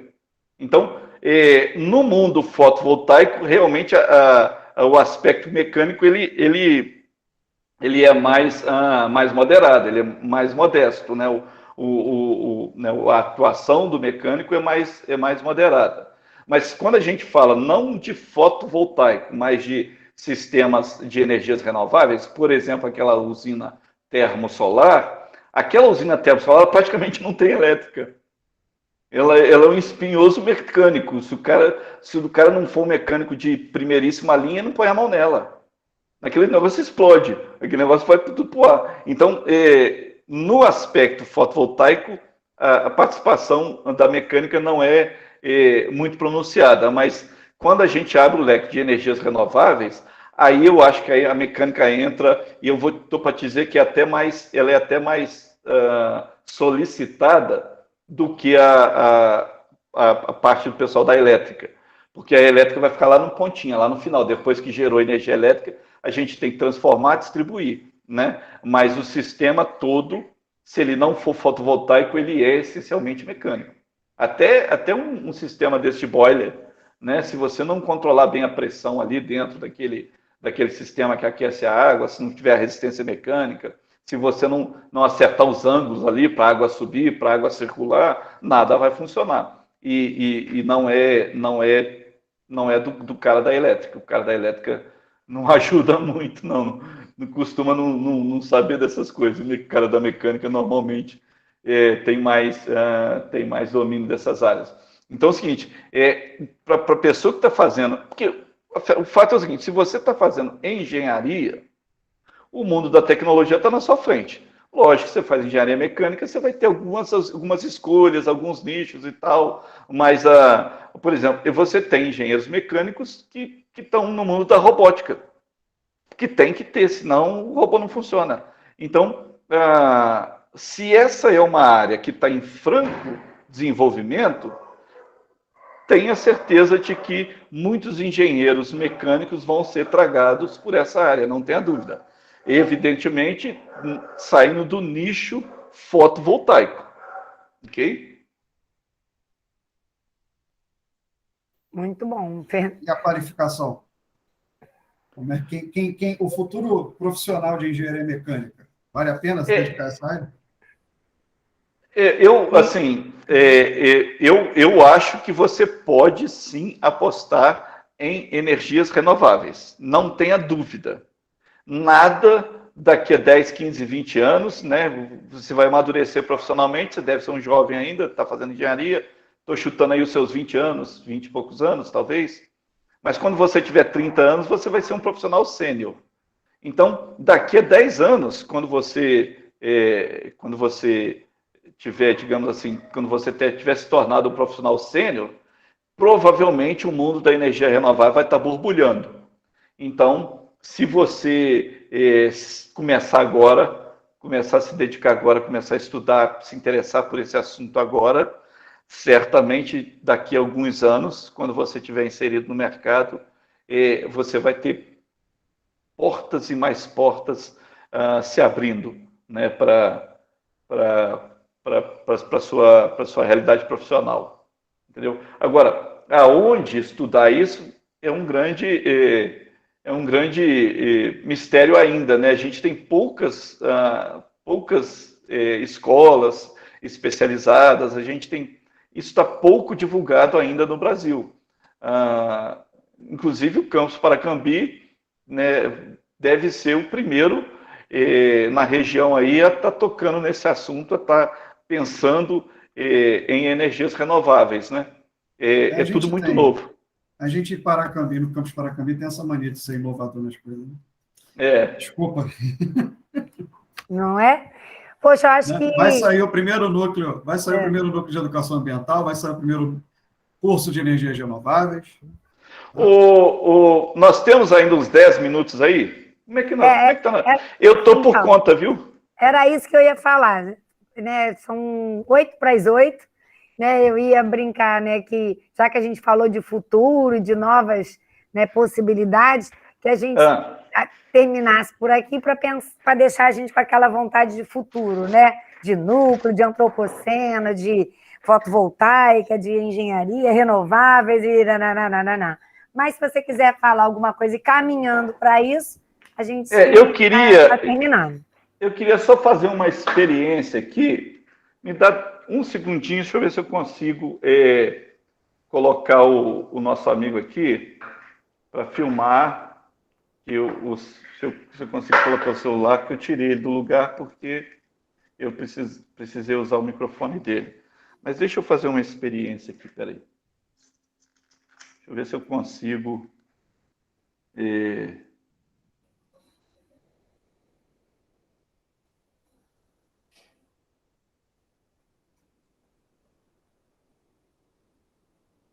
Só funciona a câmera da frente.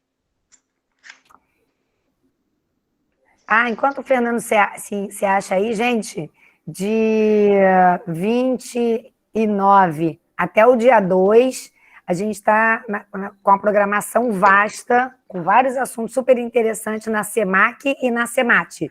Então, para quem não sabe, é semana acadêmica, né? E a SEMAT, Semana da Matemática.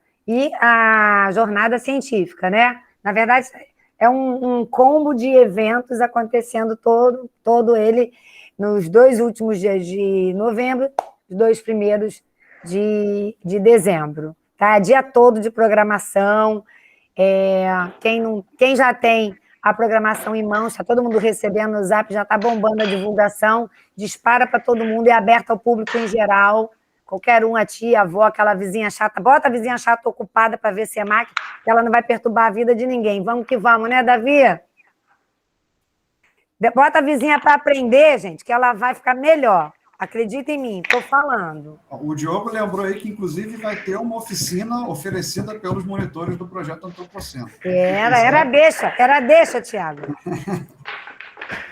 Quem quiser ir lá ver como é que está o trabalho do pessoal, isso aí. Está lá na programação. Isso aí. Deixa eu ver se eu... Rapidinho aqui. Eita, gente. Agora tem até equipamento. Não, esse aqui é um multímetro, né? Que mede tensão. Deixa eu pegar um LED aqui. Surpresas de Fernando, né? Elemento surpresa. Chega um multímetro no fim da conversa. É uma quarta conversa com medição, viu? Vou te falar. Bom, esse aqui...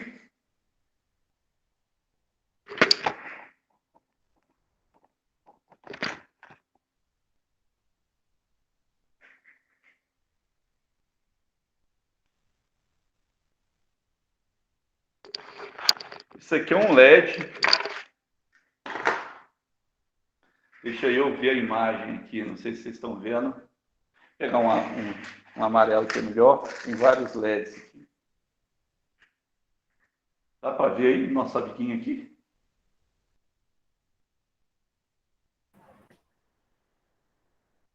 Dá para ver aqui é um LED. Tudo que a gente vê piscando na eletrônica, aquelas luzinhas pequenininhas, é isso aqui. Esse aqui é um LEDzinho. Isso aqui é feito para acender. Deixa eu ver se eu consigo fazer ele acender aqui.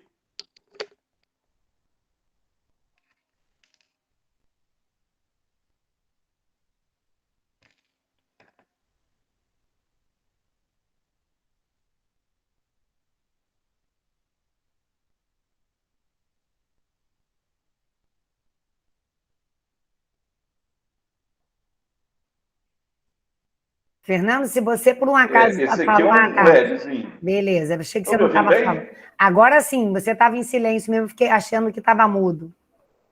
É porque o microfone está no chão aqui, que eu tive que tirar ele. Chão não, está isso daí. Isso aqui é um LED. É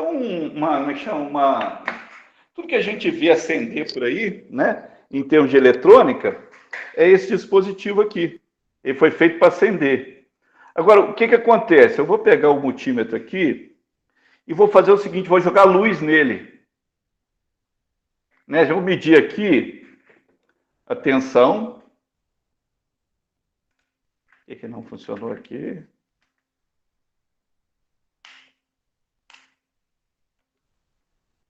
Espera aí.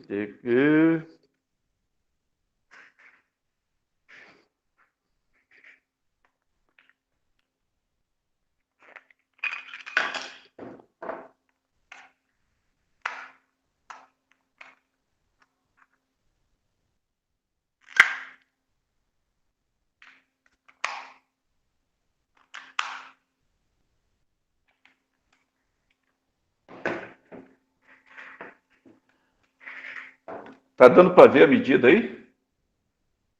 Alguma coisa?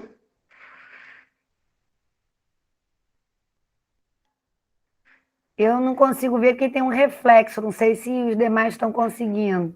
Eu vejo que tem uma coisa escrita, mas não consigo decifrar, mas vejo que está medindo.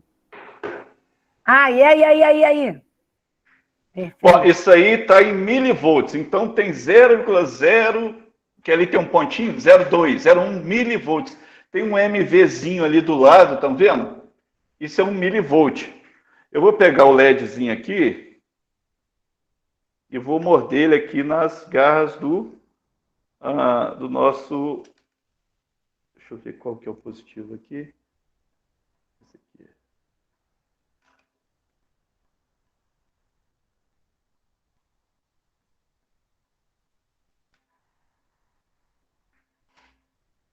Ele ainda está em milivolts ali, né? 3 e pouco, por causa da luz do LED, né? Se eu pegar uma lanterna, colocar a lanterna, deixa eu virar aqui, ó. Deixa eu colocar a lanterna em cima do LED, olha lá. Agora ele está em volts, tá? Ele está marcando 0,7, 0,8 volts. Se eu tirar a lanterna, ele vai para milivolts. 4, 5, 40, 50 milivolts, mais ou menos. Deixa eu tampar ele aqui.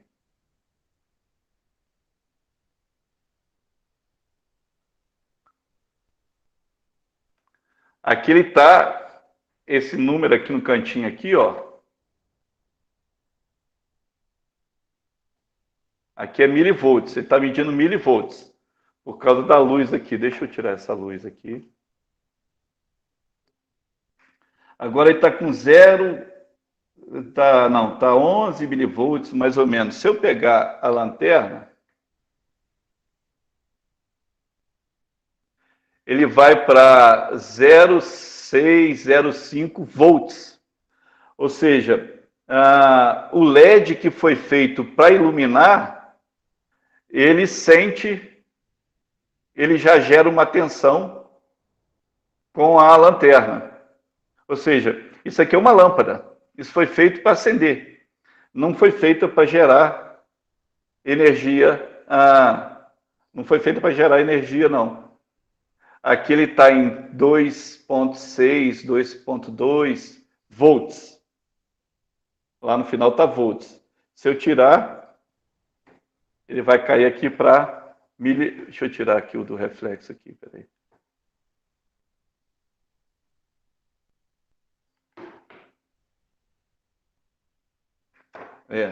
Aí ele está em milivolts. Aqui, ó, esse MV aqui é de milivolts. Vou botar ele para baixo aqui. Matar ele aqui, ó. 11 milivolts. Maneiro. 2, 8 milivolts. 6, 5 milivolts. Agora, se eu jogar uma luz nele...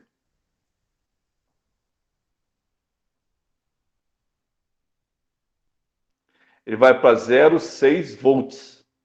Uma tensão aí 10 vezes maior. Então, essa pecinha aqui, ela foi feita para acender, né? E, no entanto, ela gera tensão. Ela tem tem um semicondutor aqui dentro. Então, assim, uma experiência fácil da gente fazer, pega qualquer LED. LED é uma questão, tudo que você vê piscando na eletrônica é LED. 100% que você vê, tudo que acendendo, que as luzinhas, tudo que você vê em rádio, em tudo que acende é LED. Ele foi feito para acender. Mas se você jogar uma luz forte nele, ele gera uma tensão. Quer dizer, esse aqui é o princípio do painel fotovoltaico. Lógico que lá... Hein? Oi? Eu tô aqui, tá me chamando, Thiago? O Fernando, no finalzinho ali, ele travou aqui para mim. Eu continuei ouvindo. Continuou? Então, perfeito. Sim, funcionou. Então, foi dado o recado. Moçada, esse negócio, essa experiência do LED é bem interessante, porque é uma célula fotovoltaica, né, que não foi fabricada para ser uma célula fotovoltaica, mas já é um dispositivozinho bem, custa aí, sei lá, 5 centavos, 2 centavos de real, né? E foi feito para acender. Você aplica uma tensão para ele acender. Aí tem verde, amarelo, verde, de qualquer cor, de azul. Aqui tem alguns LEDzinhos aqui, ó. Vermelho, verde, azul. Legal. Enfim. Mas você consegue medir a tensão que ele produz quando você joga uma luz forte em cima dele. Ô, Fernando, sinto muito, mas assim, a gente tem mesmo que encerrar. A Tamires Ramos até falou aí que ela tem aula agora, se ela é lá do campus, né? E de repente tem aula da licenciatura. Então, tem uma turma se despedindo agora e a gente aproveita para se despedir também em grande estilo, né? Te agradecendo muitíssimo pela tua disponibilidade, pela tua disposição em fazer parte de tudo isso. Fernando é aquele tipo de colega que onde você vai, Fernando está tentando aprender mais um pouco e está tentando fazer parte de muita coisa e ensinando muito, e a gente aprendendo com ele. Então, um cara, quando eu era criança, usava uma expressão, né? Pau para toda obra, esse é o Fernando. Né? A gente chama, quando chega lá, ele já está esperando. Né? Então, aqui, queria muito agradecer a oportunidade, né? A gente está sempre à disposição, né? Com certeza eu vou fazer parte do núcleo também. Queria agradecer de modo muito especial, agradecer a presença de todos, mas muito especialmente a presença dos alunos das Ls aí, 231, 232, 241, 242, enfim, do 151. E aí pedir ao aluno que esteve aqui, que participou, que entre lá no formulário lá do Tiago lá e preencha os dados lá, que vai valer uns pontinhos extra para a gente aí na G1. Por isso, então, que a Ex escreveu, eu estou aqui, hein? Só avisando para os alunos que depois eu vou passar os nomes para o Fernando, mediante o envio de um Pix, tá? Depois eu passo para vocês, senão eu vou reter os nomes, mas assim, desculpa, não ter avisado no início. Aceita mediante, ou então com tecnologia para gerar energia, para você diminuir sua conta de luz, né, Thiago? Também serve. Futuros projetos. Gente, uma felicidade grande, o Quarta Conversa, o Antropoceno. Agradecem muito a presença de todos. Concordo com o Fernando, a ilustríssima presença dos alunos, né? Todos vocês que estiveram aqui, os colegas também, professores que, mesmo nessa demanda enorme que a gente está, também estiveram por aqui, né? E, Fernando, meu beijo muito carinhoso para você, em nome de toda a equipe, de todos os projetos que a gente participa junto, e mais eu que agradeço. Projetos. Então, um beijo para todos. Moçada, precisando, a gente está à disposição, hein? Beijo. Um abração. Volte sempre, fiquem com Deus. Quarta Conversa, Antropoceno é todinho seu. Valeu, gente. Obrigado, Fernando. Obrigado Valeu, a todo Thiago. mundo. Abraços. Vamos lá, companheiro Thiago. Daqui a pouco tem mais Mengão, coisa. Hein? Sou tricolor de coração. Vou para lá agora. Beijo. Valeu. Tchau, tchau. Abraço. Um abraço, gente. Valeu. Para